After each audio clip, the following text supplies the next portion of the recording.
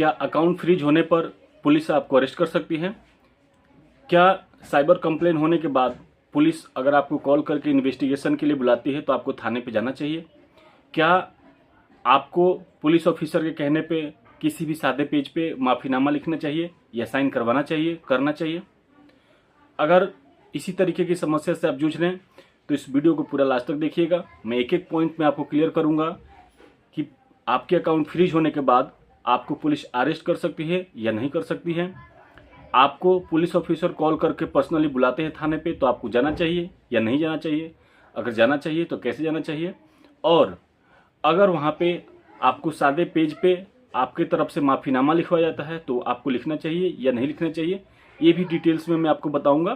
तो आइए शुरू करते हैं और समझते हैं कि अकाउंट फ्रीज होने के बाद आपको पुलिस ऑफिसर के साथ, साइबर सेल के साथ किस तरीके की बदइंतजामी का, किस तरीके के टॉर्चर का सामना करना पड़ता है और कौन से ऐसे टिप्स आप अपना लेंगे तो आपको किसी भी तरीके की परेशानी नहीं आएगी और पुलिस ऑफिसर आपको अरेस्ट नहीं कर पाएंगे। सबसे पहले जब आपका अकाउंट फ्रीज होगा और साइबर सेल में कंप्लेन होगी तो आपको जैसे भी नोटिफिकेशन मिलेगा, चाहे आपके व्हाट्सएप पे लेटर आए, चाहे आपके घर पे कोई डाक से चिट्ठी आए या पुलिस ऑफिसर आपको कॉल करे, आप सबसे पहले इंश्योर करेंगे कि आपका जो कंप्लेन हुआ है आपके ऊपर वो कौन से थाने में हुआ है, साइबर सेल में इन्वेस्टिगेटिंग ऑफिसर यानी कि आईओ कौन है।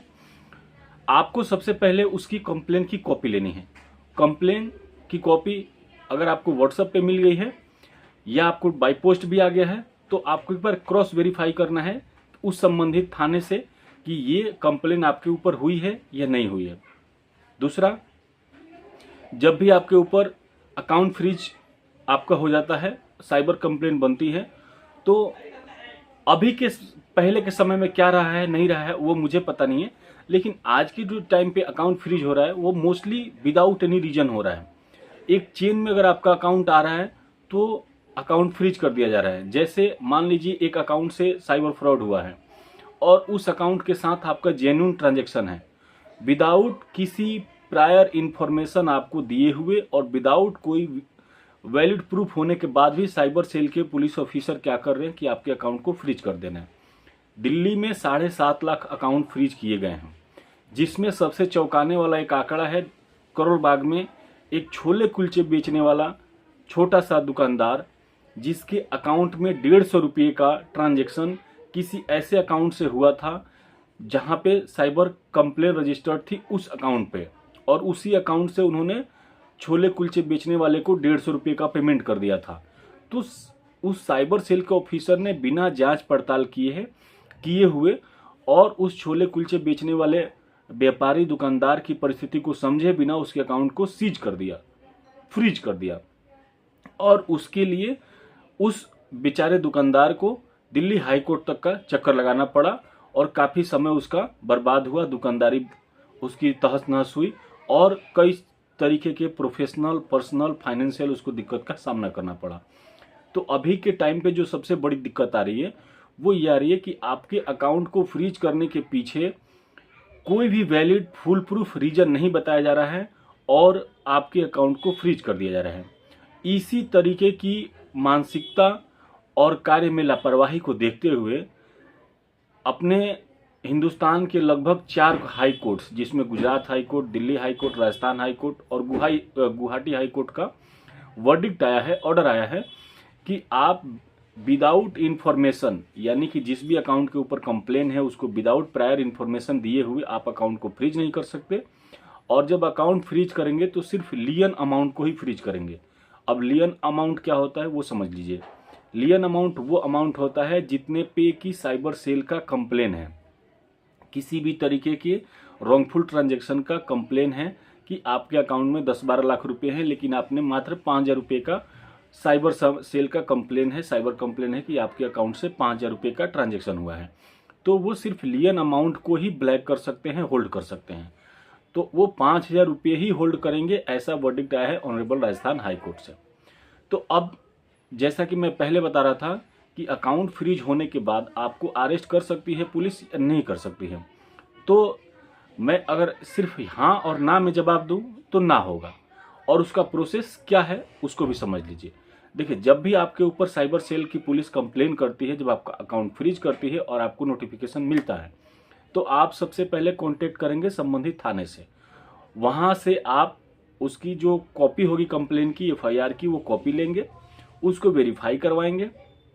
उसके बाद से आप अपने संबंधित अधिवक्ता से मिलेंगे जो टैक्स में, साइबर फ्रॉड में और बैंकिंग, इंश्योरेंस इत्यादि में काम करते हैं। जैसे कि मैं हूँ, मैं banking, law, home loan, property और साइबर सेल से संबंधित जो क्राइम होते हैं उसमें मेरी एक्सपर्टीज है। तो आप मेरी भी सहायता ले सकते हैं। मेरा व्हाट्सएप नंबर आपको दिया हुआ है डिस्क्रिप्शन बॉक्स में। तो आप कंप्लेन की कॉपी लेंगे। कंप्लेन की कॉपी लेने के बाद अपने अधिवक्ता से मिलेंगे, उनको दिखाएंगे सारी चीज़ें कि क्या क्या इसमें कंप्लेन है और इसमें क्या हो सकता है। एक और जेन्युइन क्वेश्चन आ रहा है बार बार हमारे जो भी व्यूअर्स, सब्सक्राइबर्स हैं, कि पुलिस ऑफिसर हमें कॉल करके बुला रहा है कि आप थाने में आ जाओ, आपके खिलाफ कंप्लेन है। तो प्राइमा फेसाई तो आपको इग्नोर करना है, आपको जाना नहीं है, आपको थाने पे जाना नहीं है पर्सनली। ऐसा इसलिए होता है कि हमारे देश में जो पुलिसिंग सिस्टम है वो जनता की जो पीपुल फ्रेंडली नहीं है, पीपुल को धमकाने के लिए है, डराने के लिए है। और वो जांच में, इन्वेस्टिगेशन के नाम पे आपको बुला के वहाँ पे और आपको धमकाएंगे और आपसे घूसखोरी की बातें करेंगे। ये मैं वो उदाहरण दे रहा हूँ जो मैंने देखा हुआ है अपने प्रोफेशनल लाइफ में। तो आपको थाने पे अकेले नहीं जाना है। आप जब भी थाने पे जाएंगे तो अपने संबंधित अधिवक्ता को लेके जाएंगे, जो आपके लॉयर होंगे, जो आपके एडवोकेट्स होंगे, उनको थाने पे लेके जाइएगा। और वहाँ पे जाके जो भी प्रोसीडिंग होगी वो आपके एडवोकेट उसको लीड करेंगे, उसको देखेंगे और आपको असिस्ट करेंगे। तो ये आपको प्रोसेस करना है जब भी आपको थाने से कॉल आती है कि आप इन्वेस्टिगेशन ज्वाइन करो। दूसरा, कई लोग कह रहे हैं कि हमें थाने बुला लिया गया और वहाँ पे एक सादे पेपर पे अपोलॉजी लिखवाया गया, माफ़ीनामा लिखवाया गया कि मेरे तरफ से ये गलती हुई है, मैंने ये गलती की है, तो मैं माफ़ी मांगता हूँ। तो इस तरीके का कोई भी आप माफ़ीनामा बिल्कुल ना लिखें, चाहे आप अकेले जाएं, चाहे अपने अधिवक्ता के साथ जाएं। आप अपने एडवोकेट्स के साथ जाएंगे तो पुलिस वाले की हिम्मत नहीं होगी कि वो कह दे कि हाँ आप माफ़ीनामा लिख दीजिए या लिखना पड़ेगा आपको।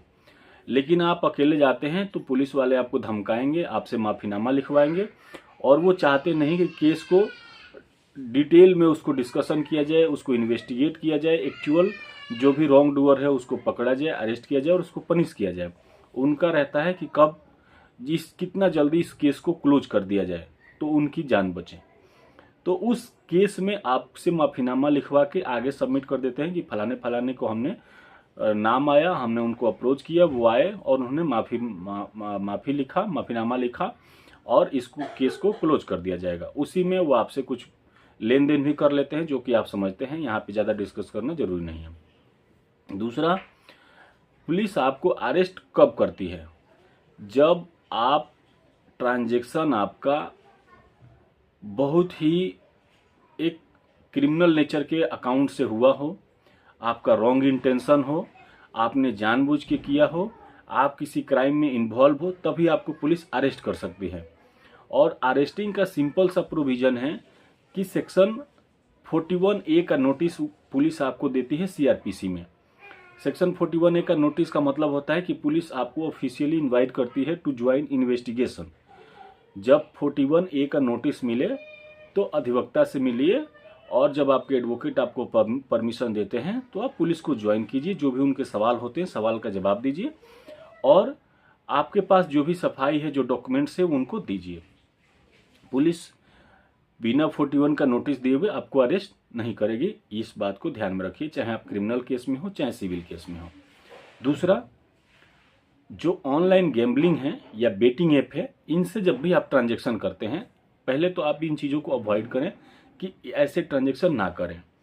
दूसरा, आप थर्ड पार्टी डीलिंग ना करें। आपका किसी डायरेक्ट पर्सन से कोई जान पहचान नहीं है, वो आपसे कॉल करता है, आपसे कहता है कि अपना अकाउंट नंबर दो, मैं पैसे कहीं से मंगा रहा हूँ और फिर मुझे आप अपने एटीएम से पैसे कैश निकाल के मुझे दे देना। तो उस चीज़ को हमेशा अवॉइड करें। अगर वो आपका डायरेक्ट रिलेटिव नहीं है, बहुत विश्वासी आदमी नहीं है, तो उस चीज़ को हमेशा अवॉइड करें। उसके अलावा आप जो भी ट्रांजैक्शन करते हैं उसका एक रिकॉर्ड मेंटेन कीजिए और अपने सीए, चार्टर्ड अकाउंटेंट इन लोगों से उसको वेरीफाई करवाइए। जहां तक आपका सवाल है पुलिस केस में अरेस्टिंग का, तो वो बिल्कुल इसमें मान्य नहीं है। पुलिस आपको अकाउंट फ्रीज के केस में किसी भी सिनेरियो में अरेस्ट नहीं करेगी अनटिल अनलेस आप बहुत ही ज़्यादा इस क्रिमिनल कांड में इन्वॉल्व नहीं होंगे तो अरेस्ट करेगी, वो पुलिस का अधिकार होता है। लेकिन सिर्फ आपका अकाउंट फ्रीज हो गया है, आपका अकाउंट ब्लॉक्ड हो गया है due to cyber complain, due to suspicious transaction, उसमें आपको पुलिस अरेस्ट नहीं कर सकती है। और इस तरीके का जब भी आपको कॉल आ रहा है कि आप थाने आ जाओ, आपको इन्वेस्टिगेशन ज्वाइन करनी है, या आप माफीनामा लिख दो, या आप कोई सेटलमेंट हमारे साथ कर लो, तो उस चीज़ का आप खुल के विरोध करें।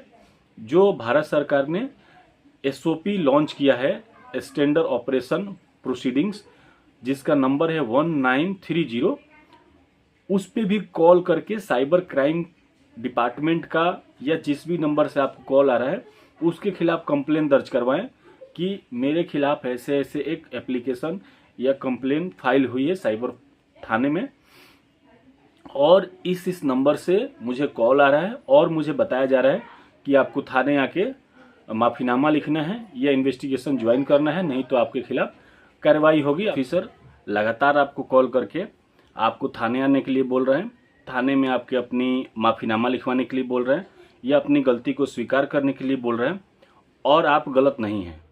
आपका अकाउंट फ्रीज हुआ है और आपने जानबूझ के उसमें कोई भी इलीगल ट्रांजैक्शन नहीं किया है, कोई भी सस्पिशियस ट्रांजैक्शन नहीं किया है। आपके अकाउंट में किसी गैम्बलिंग ऐप से, किसी बेटिंग ऐप से या किसी भी क्रिप्टो करेंसी या बिटकॉइन टाइप के किसी अननोन सर्किल से अगर आपके अकाउंट में पैसे ट्रांसफ़र नहीं हुए हैं, तो आप संबंधित पुलिस अधिकारी का भी कंप्लेन आप साइबर सेल में भी, नॉर्मल थाने में भी या ऑनलाइन तरीके से भी कर सकते हैं। क्योंकि साइबर कंप्लेन की आड़ में एक तरीके से अकाउंट होल्डर का एक्सटॉर्शन हो रहा है, शोषण किया जा रहा है। और जैसे कि दिल्ली में 6.5-7 लाख लोगों के अकाउंट फ्रीज हुए हैं, तो ये एक साइबर डिपार्टमेंट के नाम पे साइबर क्राइम करने वाले इन लोगों के लिए एक डिजिटल या एक गोल्डन अपॉर्चुनिटी आ गया है कि जो भी सस्पिशियस अकाउंट हो रहा है, जहां भी अकाउंट फ्रीज हो रहा है, उस अकाउंट होल्डर का नंबर मिलते ही वो साइबर सेल के या साइबर तरीके से क्राइम करने वाले साइबर क्रिमिनल्स जो भी हैं, वो अकाउंट होल्डर को अप्रोच कर रहे हैं और उनसे इस तरीके से टॉक कर रहे हैं, बात कर रहे हैं कि वो ऑफेंडर है, क्रिमिनल है और हैप्चुअल क्रिमिनल है और बहुत बड़ा क्राइम कर दिया है।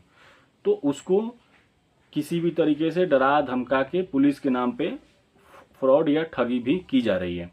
तो इससे बचने के लिए आप इन लोगों की भी कंप्लेन कहीं ना कहीं जरूर करवाएं और आप बिल्कुल निश्चिंत रहें, अकाउंट फ्रीजिंग के केस में आपको पुलिस अरेस्ट नहीं करेगी।